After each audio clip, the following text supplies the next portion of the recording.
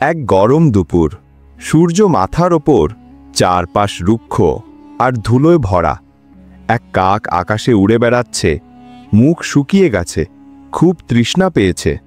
সে একটার পর একটা মাঠ, গাছ, ঘর পেরিয়ে খুঁজতে থাকে পানি, কিন্তু কোথাও পানি নেই। হঠাৎ সে একটা পুরনো কলস দেখে নিচে নামে। ও, এখানে পানি আছে!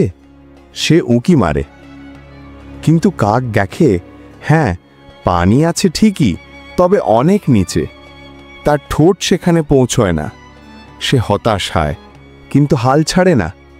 সে ভাবে ভাবে, আমি যদি পানির স্তরটা উপরে তুলতে পারতাম। তখন সে চারপাশ থেকে ছোট ছোট কাঁকড় কুড়াতে থাকে। একটার পর একটা কাঁকড় সে কলসে খেলতে থাকে। চাপ চাপ চাপ, পানির স্তর একটু একটু করে উপরে উঠে আসতে থাকে।